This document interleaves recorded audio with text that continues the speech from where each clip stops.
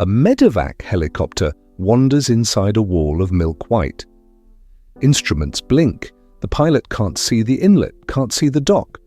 Below, a 16-foot aluminum skiff noses forward, Captain Gabriel "Gabe" Hart at the tiller, knuckles raw inside wet gloves, 4 oxygen cylinders rattling like caged breath. The lighthouse horn sputters off time. Useless. He snaps it dark and listens. Then, whoomp! A tail meets water, deep as a drum in the bones. Again, exact interval. An Orca cow surfaces, breath like steam ripping the fog, then slips under, leaving a ripple pointing starboard. Gabe turns with her. 8 seconds. Again. 8. He doesn't name the pattern. His body remembers first. Somewhere above, the pilot whispers fuel numbers. Somewhere ashore, a child's oxygen window narrows. The water keeps time. Gabe angles the bow, heartbeat matching the beat below, and follows the living metronome into the blank. When the horn lost time, something older kept it, whose hands were counting inside the tail. Before dawn, the inlet wears a skin of breath and steel. Gabe Hart nudges his 16-foot aluminum skiff away from the pilings, engine coughing once, twice, then catching with a low, damp growl. 4 oxygen cylinders clink against the ribs, heavy as spare hearts. He checks the straps, palms the buckles, listens to the thin clinic radio, static, a woman whispering numbers that mean not long. He keeps his bow, light dark, saves battery, saves the nesting birds their panic. The fog swallows every shorelight and gives nothing back. He runs by feel. Mudflats to port. Kelp to starboard. A seam of safer water through the middle like a scar he learned as a boy. The lighthouse horn stutters off time, a drunk metronome on a broken piano. He thumbs the switch at his panel and kills it. Silence expands. His breath sounds too loud under the wool of his cap. The deck sweats resin beneath his boots. The tiller creaks against glove stitches. He wants to push faster. He doesn't. Above the white lid, a helicopter slurs by and fades. The pilot's voice cracks through, strained and granular. "Skiff below, we're blind on approach. Fuel is tight." Gabe lifts the radio. "Copy, carrying oxygen. I'm making the clinic dock." "Say position?" He studies emptiness where the world should be. "Local," he answers. Useless. Truth.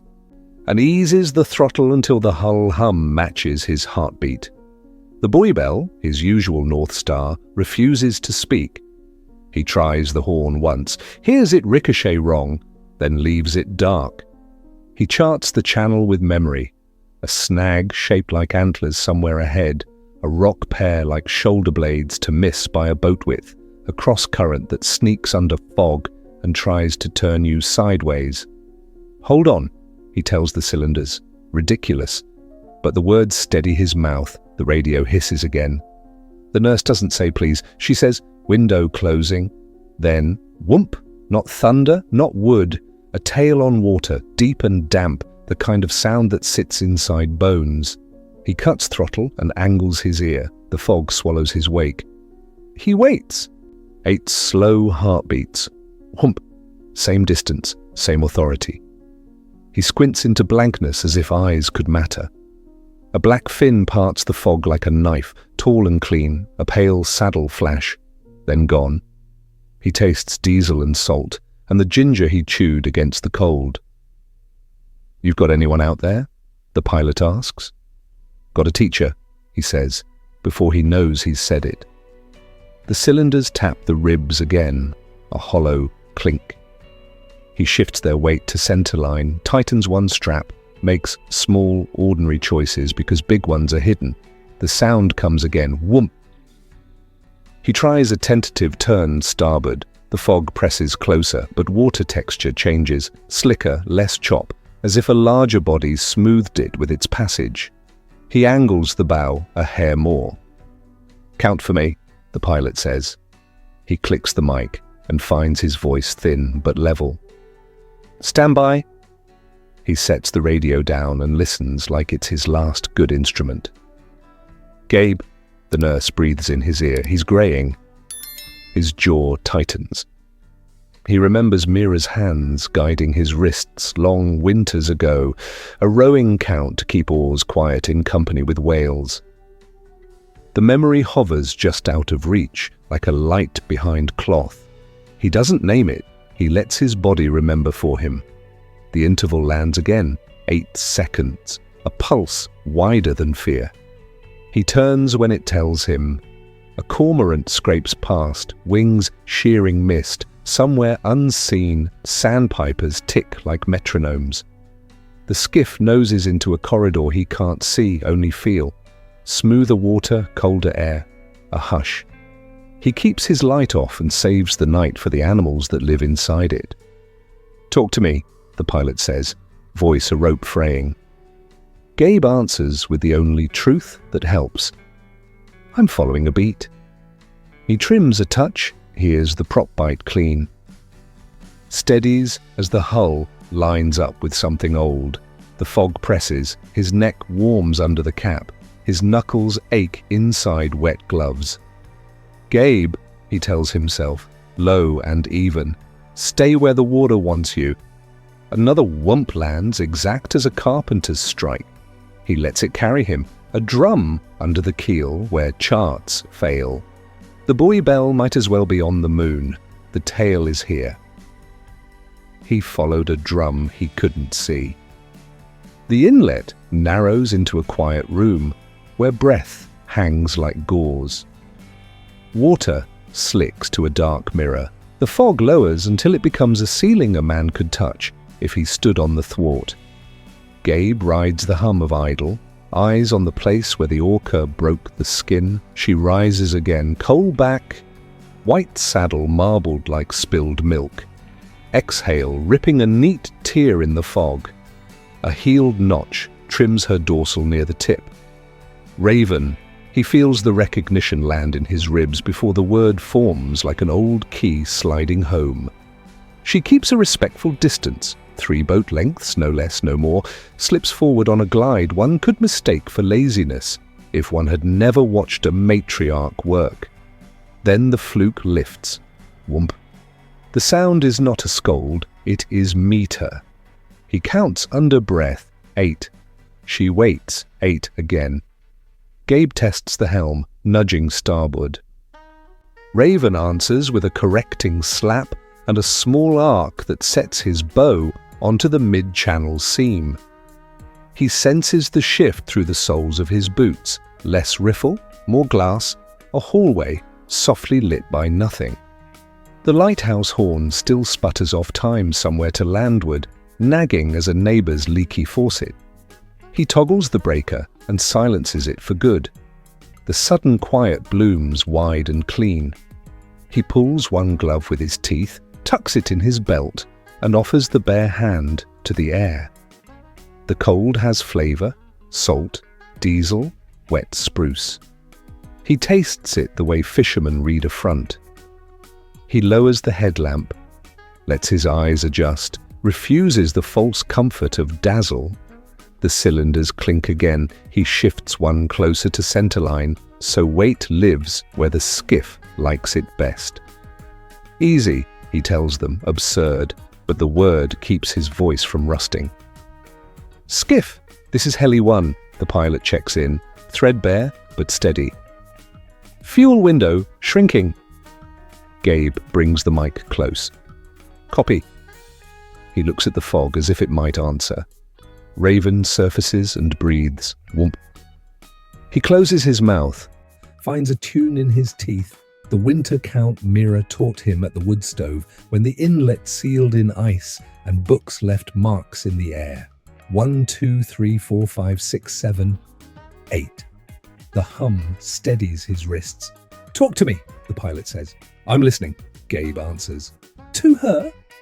Why don't they run?" The question floats, unanswered in words, answered in water.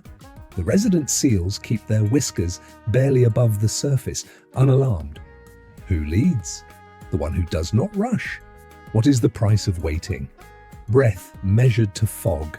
muscles coiled inside stillness. He keeps the bow feathered. The chart plotter throbs, a soft, lying glow he ignores in a kelp maze. The wool ridge of his cap warms and dampens.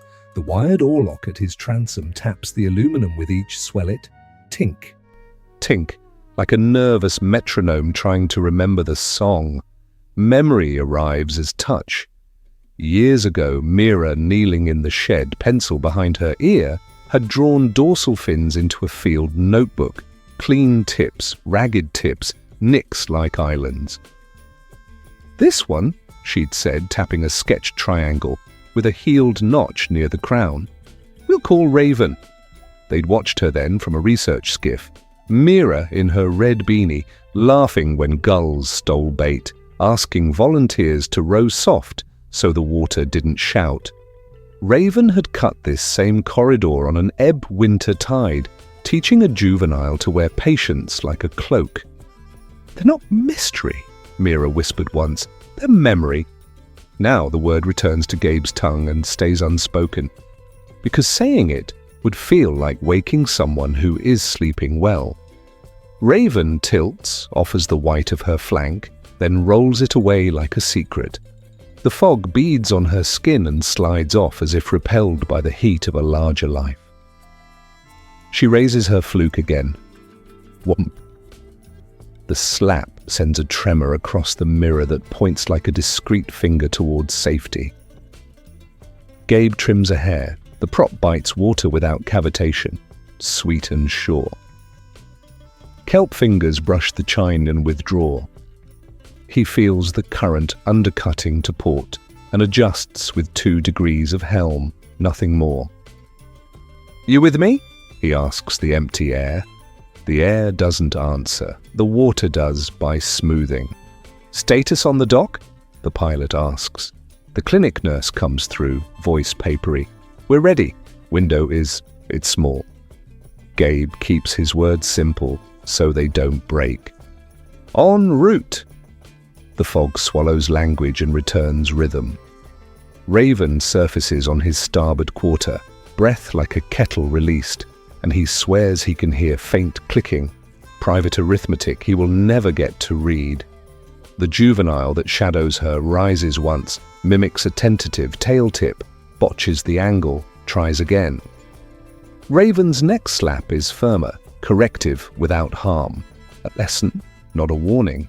The channel opens invisibly, announced only by a change in smell, kelp giving way to eelgrass, the dank iron of old pilings somewhere ahead.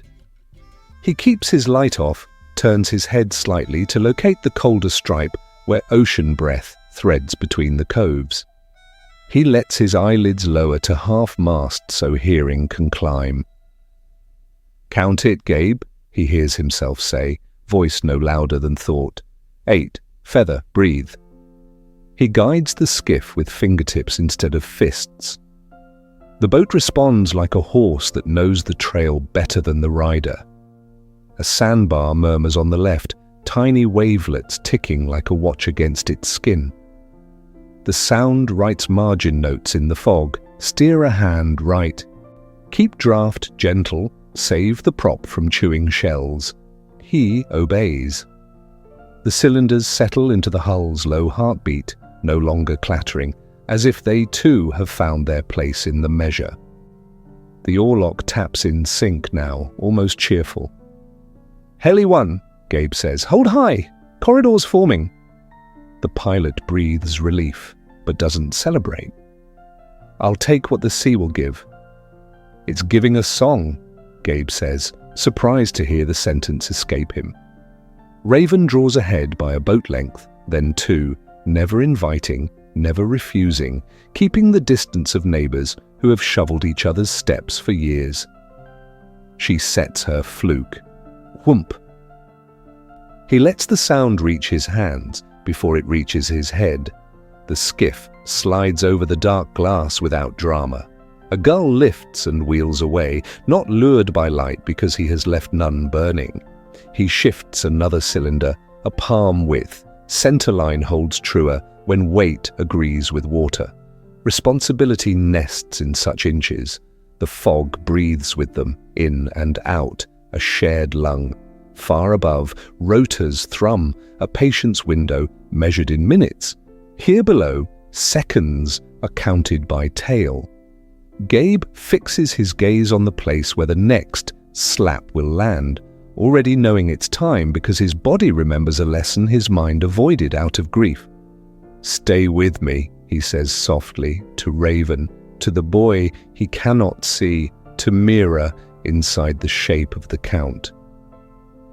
Raven answers the way she has all morning, without words.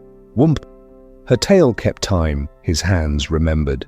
Raven settled into a teacher's tempo. Surface, exhale, tail, sink. Gabe matched the pattern with small movements. The skiff rode a seam so narrow it felt drawn with a pencil. He listened past engine tremor for the deeper drum. 8 seconds, then 8 again.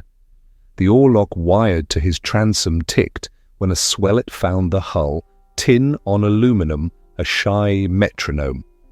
"I'm here," he said into the fog, unsure if he meant the boy, the whale, or himself. The radio scratched like sand. "Skiff, this is Heli 1. I'm overhead, fuel in the red. Can you give me a path?" Callie Ung's voice held steady grit. Gabe lifted the mic. "I can give you time. I'll take it." He set the mic down. The beat was easier to hear with empty hands. Raven rose on his quarter and exhaled. The fog tore and healed. She lifted her tail and struck. Whoomp! The sound reached his stern bones before it reached his ears. Memory gathered by touch rather than words. Cold varnish on an old oar blade. The rubbery bite of leather thongs Mira knotted to quiet a rattle. Winter nights when the inlet froze at the edges and she made him row in the shed anyway, whispering, "Count 8, feather, breathe." She used to tap his wrist with 2 fingers when he rushed. Now his pulse found her taps inside Raven's water. He let his muscles answer, not his mouth. Starboard, a whisper. Hold. The skiff slid along the living ruler laid on the inlet. The clinic nurse returned, voice braided with resolve. He's dusky around the mouth. Gabe looked at the oxygen gauge. The needle quivered when a faint chop ticked the bow. He moved a cylinder an inch so the mass kissed centerline. He retied the strap with a half hitch that bit and held. "We're coming," he said, because silence felt like turning away.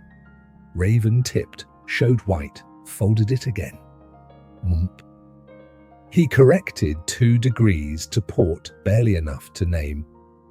Exactly enough to matter. Somewhere unseen, a seal huffed without alarm and slid under. Then new breaths flared in the fog, shorter, blunter, out of step. Transients, meat-eaters moving low along the ledge, their intent sharp as knives wrapped in felt. Gabe couldn't see them. He felt them in the way the water tensed. Raven answered at once with a heavier strike, not anger, authority. Whoomp, deeper, to port. The shock wave steered him off a narrow gut where seals often panicked and died. "Are we changing lanes?" Callie asked. "Following her correction," he said. He tightened his grip and let go inside, trusting a map older than his charts. "I need a corridor," Callie said, breath clipping each word. "I can't drop without an opening." Gabe raised the mic, then lowered it again to listen.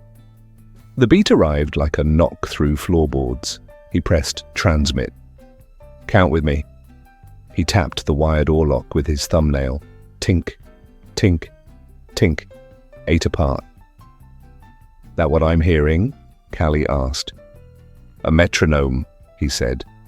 Raven struck on his count, the slap, threading through aluminum and bone into the radio, a third instrument joining engine and ocean.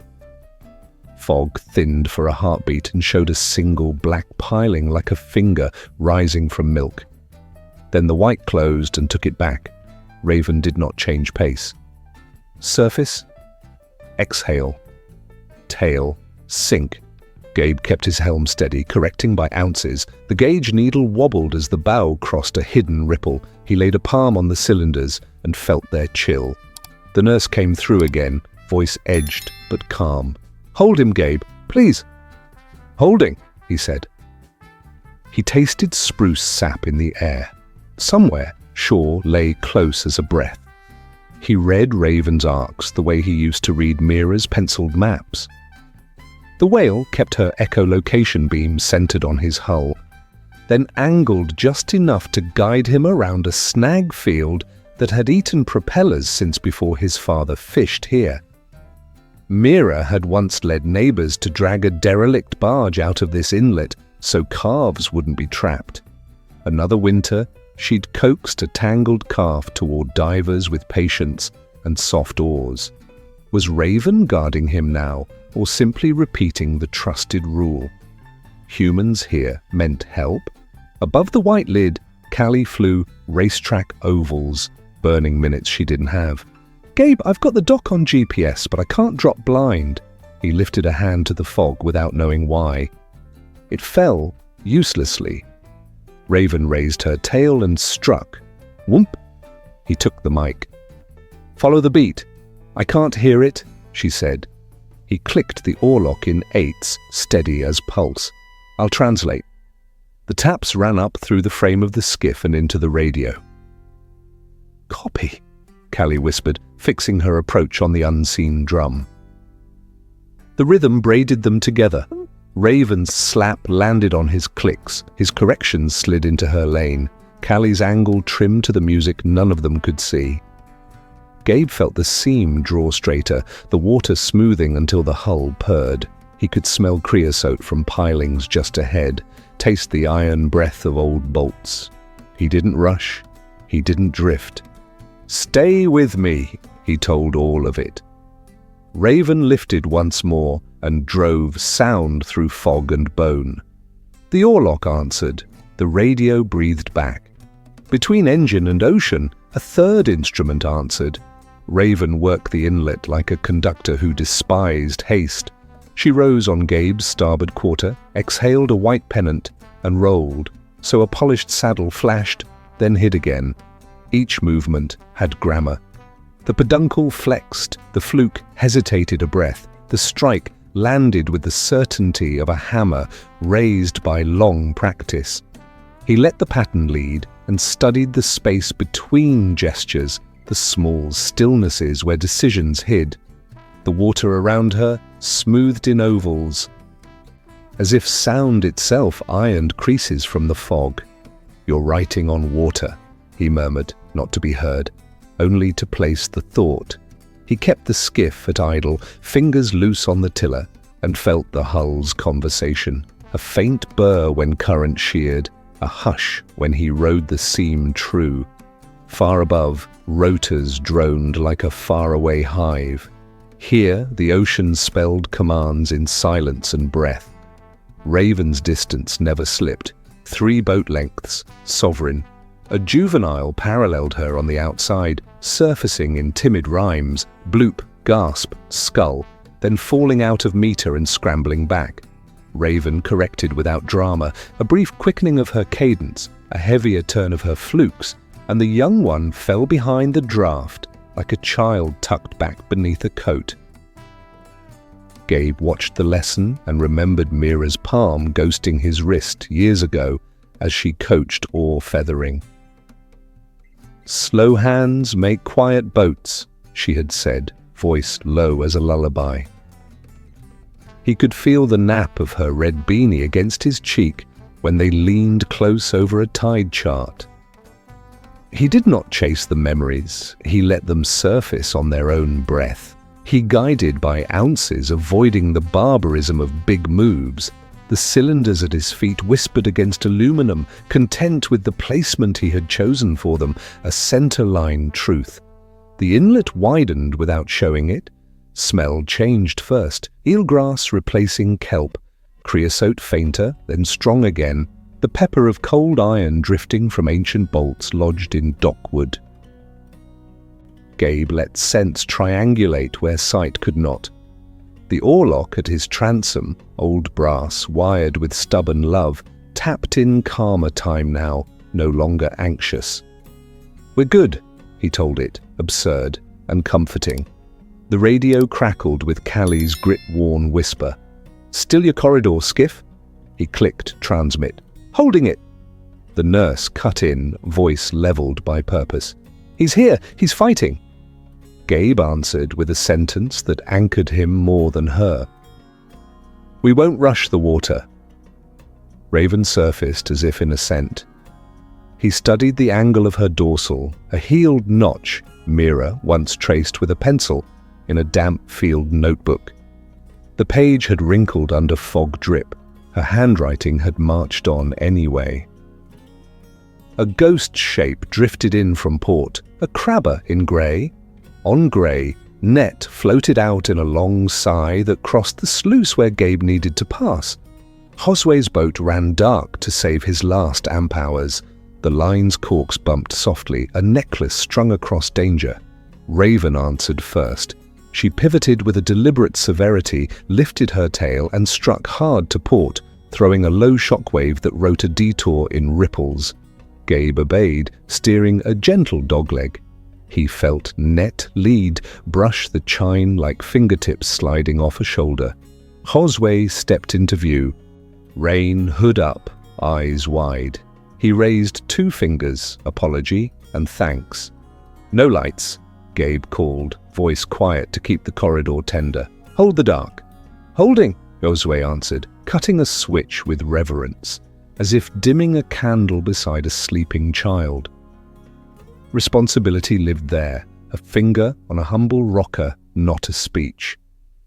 Raven resumed the lesson, body language plain as tide marks. When Gabe drifted a fraction too close to a snag field he knew by rumour and scar, she tightened her arc and gave a correcting slap that carried steel. "I see it," he said, easing back. Her echolocation clicks, faint as knitting needles beneath blankets, stitched the skiff into her beam. The juvenile tried a showy tail tip, spattered a sloppy slap, and spooked a harbour seal that popped up frowning. Raven's head turned with a patient authority every parent learns. The next slap from her was not louder, just truer. The youngster settled, chastened into rhythm. Gabe's chest ached with a tenderness that arrived without permission. "It's all right," he told the air, and maybe the boy on shore, and maybe himself. Overhead, Callie breathed into the radio, keeping panic out of the shape of each inhale. "Your beat's the only clean instrument I've got." "Then we stay in tune," Gabe replied. Memory moved through his hands, not his eyes.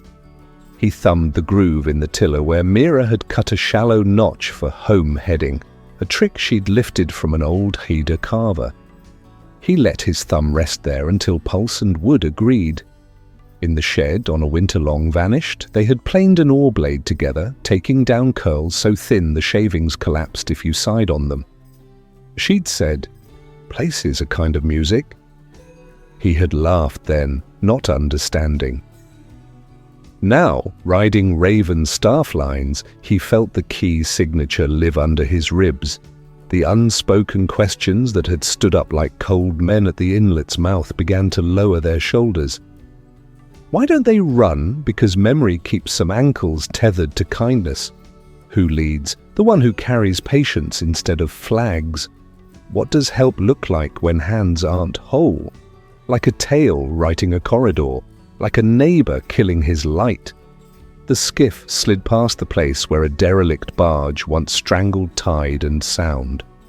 Mira had organised the winter convoy that towed it out with insultingly small boats, coaxing stubborn men with pie and data, shaming no one, thanking everyone.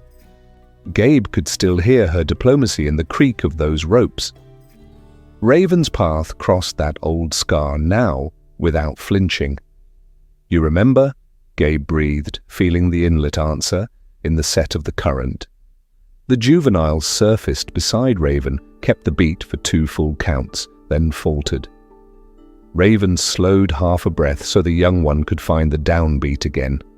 Teaching lived in that half breath. "That's it," Gabe said, as if applause could be made of quiet. Sound textures gave the camera its pulse, the creak of a tired plank on the unseen clinic dock, the tiny glassy ticks of rain beginning where fog condensed into drops, the slick whisper of eelgrass combing the skiff's wake. Gabe adjusted weight by a palm width, honoring the boat's old preferences. Above, Callie murmured to her instruments like a parent soothing a fever. "Easy, easy, hold!" The nurse, smaller voiced now, whispered, "Stay with us." Gabe kept his answer simple. "On the line!" Raven rose, laid a clean white curve on grey water, and settled. The corridor held, not because anyone commanded it, but because enough small choices bent the same direction. He felt the urge to thank her and did not speak it. Gratitude could be noisy. Instead, he matched her with steadiness, accepting the leash of rhythm she offered. The fog did not part. It thinned in fibers, then rewove itself, as if embarrassed by generosity. The skiff stayed where the water wanted it. Raven's fin cut the ceiling and signed her name. Gabe let his eyes rest on the place where the next strike was already true, and he found his mouth forming Mira's old, homely benediction: 8, feather, breathe. The juvenile managed the count. Raven did not praise, she only continued. What she learned from a woman, she now taught a man. Wind sharpened, tide flipped, kelp clenched. The seam narrowed to a ribbon. Gabe trimmed a hair. Wrong. The prop chewed air. The stern kicked. He eased back. Found bite again. The cylinders rattled like teeth. He pressed them steady with a palm. "Skiff, fuel minimums," Callie said. "If I don't drop soon, hold high," he answered. "We're nearly there." It felt like a promise he could not afford to break. Raven changed tone. The slap came quick. Command, not comfort. Port. He obeyed. A black log rolled out of fog, slick as sealskin. Torpedo silence. He threw the tiller. The bow slid. The strap on the forward cylinder squealed. He caught it with his knuckles. Pain flared. He kept hold. The juvenile bobbled the cadence. Raven corrected with a hard strike. The water showed an opening that had not existed a breath earlier. He cut through it. The oarlock ticked in relief. "Status! Clinic!" Gabe called. "Dock is clear," the nurse replied. Calm and then not. "Hurry!" A gust punched the fog. It sheared like wool. One piling appeared, wet and black. Then a second. The dock, so close his chest hurt. Raven swam broadside now, taking rotor wash across her back. She slapped to windward to pin the corridor to water. The horn on the point stuttered alive. Off time, wrong notes. Confusion spilled like ball bearings. Gabe swore once. He tore off the panel cover and flipped the breaker. The noise died. The skiff breathed again. He heard the tail, pure and alone. "Heli one, I'll give you downwind," he said. "Listen for the slap." "I hear it," Callie said, "riding your beat." The log returned, driven by a sly cross-current. It hunted the skiff's stern. Gabe saw it late. He could not dodge. He chopped throttle. The hull settled. The log slid by like a whale that had changed its mind. He exhaled for the first time in a minute. Raven struck again. 8, 8, 8. The counts carried through aluminum bones. The dockhand stepped from the white, hood up, glove out. "Line!" he shouted. "Forget the line," Gabe said. "Take the tanks." They moved as if rehearsed. First cylinder, hands, vanished. Second, the skiff rocked. He braced his legs. The juvenile surfaced near the stern, eyes bright as wet pebbles, then sank with a small rush. The world went narrow and fast. A wave slapped upriver against the hull. Cold water ran over his boots. He did not move. "2 more," he said, voice steady. "Ready?" "Ready," the dockhand answered. The nurse's voice cut thin across the radio. "We've got him." Then softer. "Please." Third cylinder, scraped free. Fourth, stuck. The strap jammed. He tore at the buckle. It refused. He shoved a knife under it and twisted. The nylon popped. He lifted with everything left in his shoulders. The cylinder slid into waiting hands. "Go!" the nurse said. "Not please now." A command. He shoved off with the oar blade. The skiff drifted clean from the pilings. Callie dropped through the thinning veil, rotor wash, shredding seams of fog. She angled into the corridor, traced by sound. Raven raised her tail and held, then delivered one last blow. The slap fixed the air. The pilot rode it like a line drawn on glass. Gabe let the engine idle. He listened a beat longer. The doc, the nurse, the pilot, the boy. Each borrowed the rhythm and gave it back. He felt the kelp release his keel. The inlet exhaled, fog loosened, thread by thread, until breath sounded like shore again. Sound alone held the corridor together. By first light, the fog thinned into lace. Threads drifted shoreward and melted against cedar and rock. Gabe sat his skiff on idle and let the hull whisper to the inlet. The cylinders were gone. Only damp rings remained on the deck, where they had stood like sentries. He flexed his scraped knuckles and felt salt tighten the skin. Across the water, the clinic dock resolved piece by piece. The coiled hose, the red life ring hung crooked on its peg, wet footprints leading into the open door. Somewhere, a kettle sang a stubborn little note, as if the building had decided to breathe again. "Skiff, this is Heli 1. Callie's voice came soft and a little frayed. "Patient transferred. Vitals climbing." "Copy," he said. The word felt larger than its letters. "Good flying?" "Good beat," she answered, and signed off. Gabe let the bow drift toward the dock, but didn't tie up.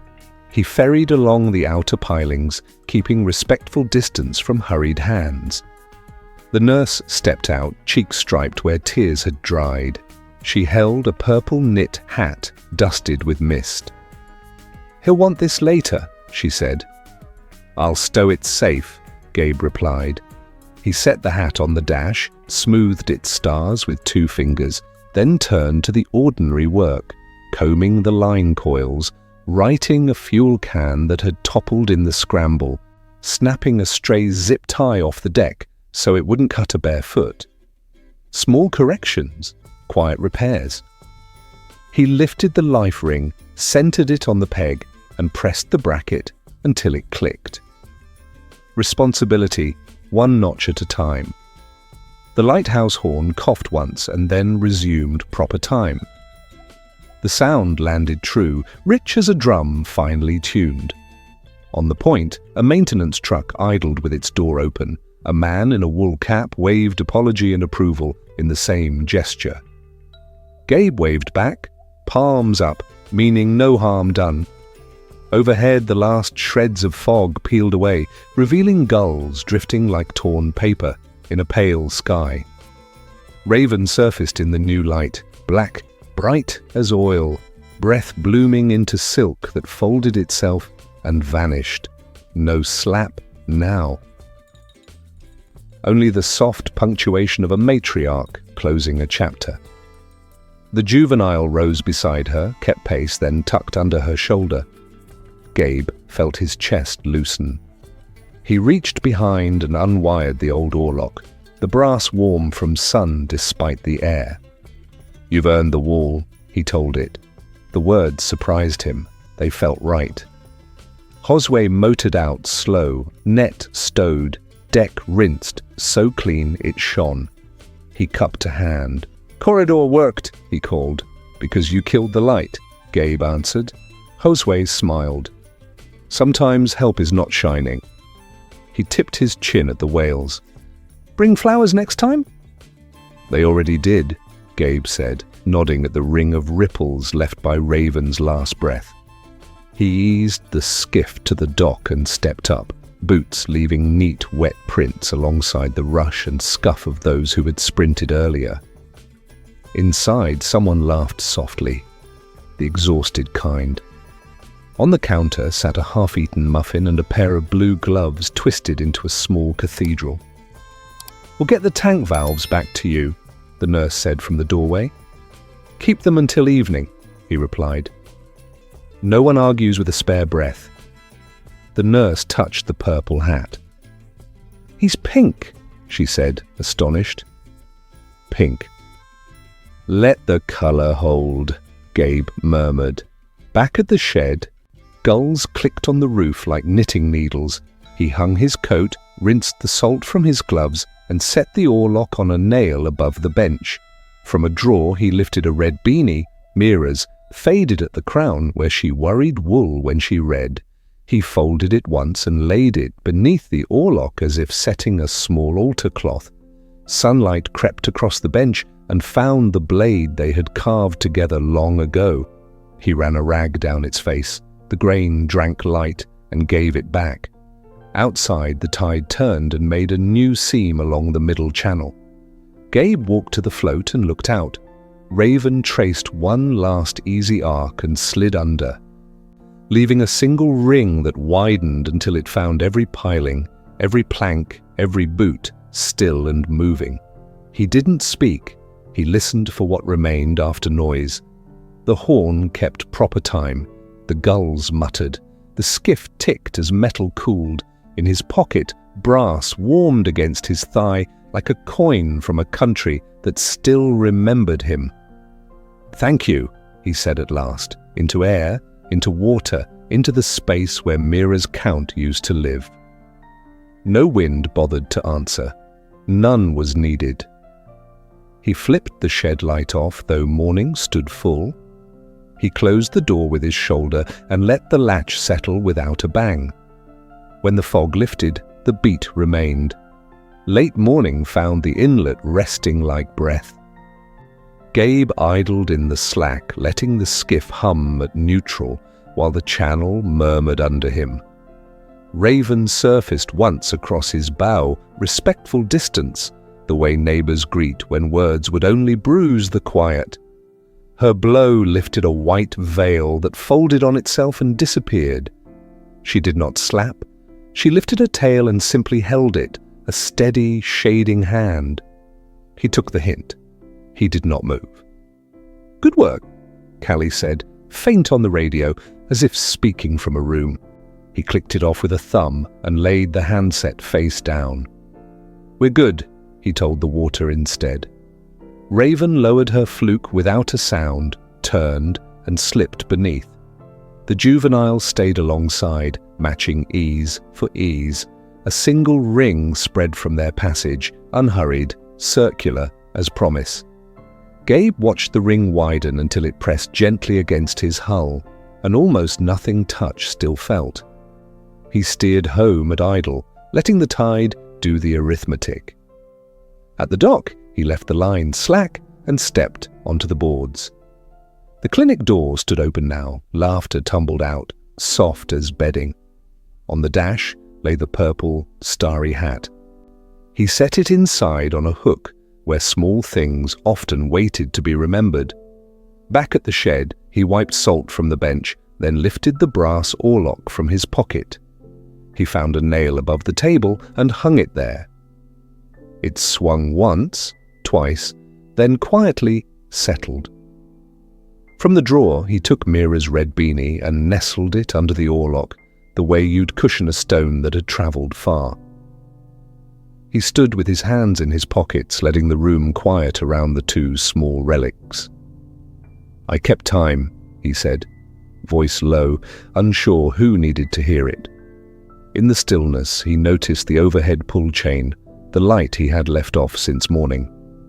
He reached up, held the chain, then let it fall back against the bulb with a tiny, satisfied tap.